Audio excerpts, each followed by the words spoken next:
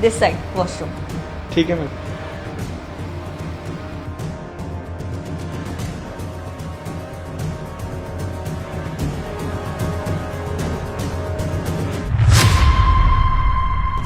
Sir आपने washroom को बाहर से लॉक क्यों कर दिया? वो बाहर कैसे आएंगे अब?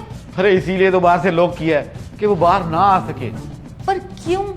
अरे तूने देखा है कितने गंदे कपड़े डाल रखे हैं उसने, सड़ा सा पजामा, टी शर्ट और पैरों में टूटी हुई चप्पल।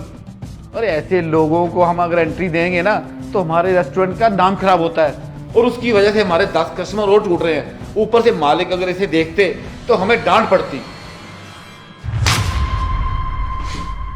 ये दरवाजा क्यों नहीं खुल रहा? अरे खुल।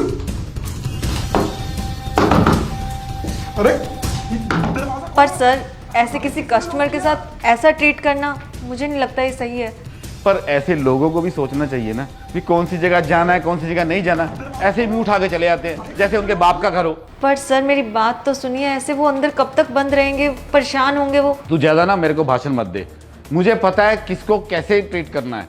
और जब मालिक चले जाएंगे तो मैं उसे बाहर निकाल दूंगा। आ जाए बाहर वो, तू जाके अपना काम कर।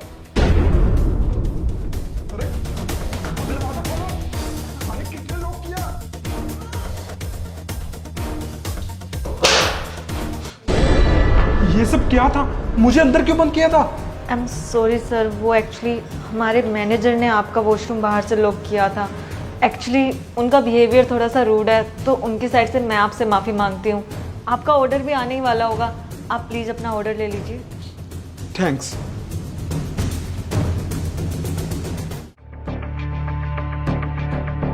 नमस्ते रमेश अंकल, ठीक हो? आओ बेटा आओ। विजय बेटा कैसे हो? बढ़िया। नए रेस्टोरेंट में कोई दिक्कत तो नहीं आ रही? सब सही से चल रहा है ना? वैसे कस्टमर्स तो ठीक आ रहे हैं, टच वुड। और उन्होंने सेल्स भी देखा, काफ़ी सही हो रहा है। Good good. हाँ बेटा बहुत बढ़िया है, भगवान की कृपा है। नहीं नहीं अंकल, आप पे तो भरोसा ही है। अरे सर आप मेरे से पहले पहुंच गए। आई एम रियली सॉरी, मेरे को आने में देरी होगी। How do sir?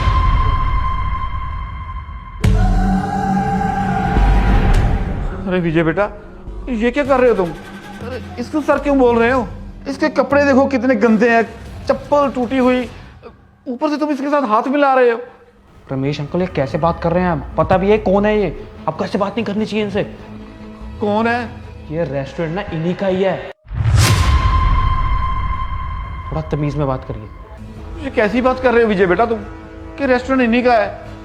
जहां तक मैं जानता हूं ये रेस्टोरेंट तो तुम्हारा है। रमेश अंकल ये इन्हीं का ब्रांड है।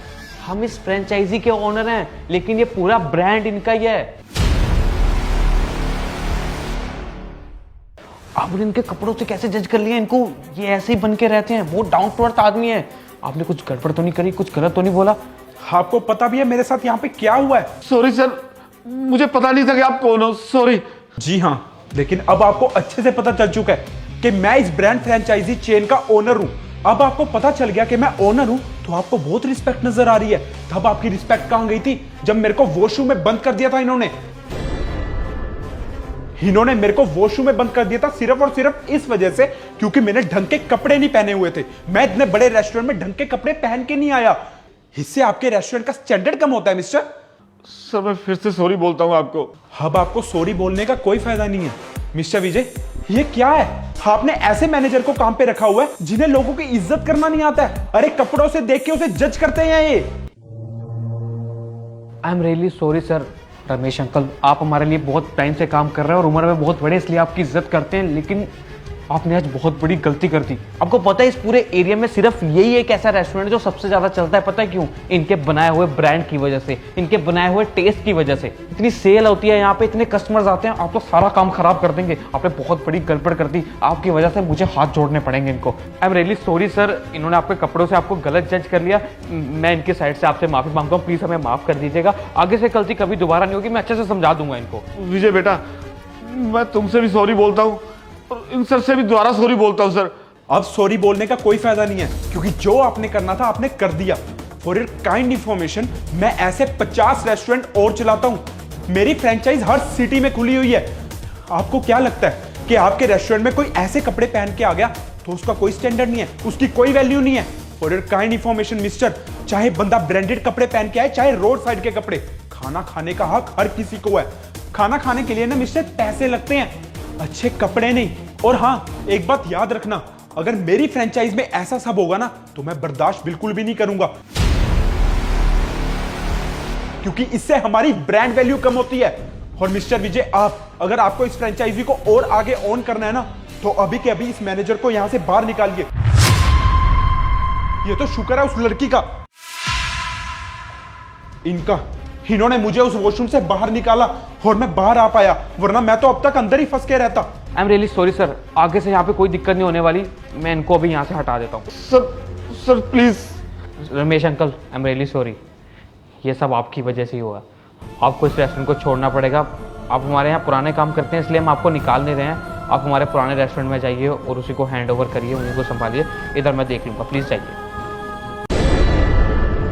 I am really sorry sir. You should be. और आज के बाद इस रेस्टोरेंट की मैनेजर ये होंगी, क्योंकि इन्हें पता है कि लोगों की इज्जत कैसे करनी है। उनको कपड़ों से जज नहीं करना, कस्टमर एक भगवान का रूप होता है। ध्यान रखना आगे से। गुड जॉब, आपके नेक दिल ने आज मेरी इज्जत और मेरे रेस्टोरेंट को बचा लिया। मैं आपको मैनेजर का सारा काम समझा दूंगा, प्लीज़।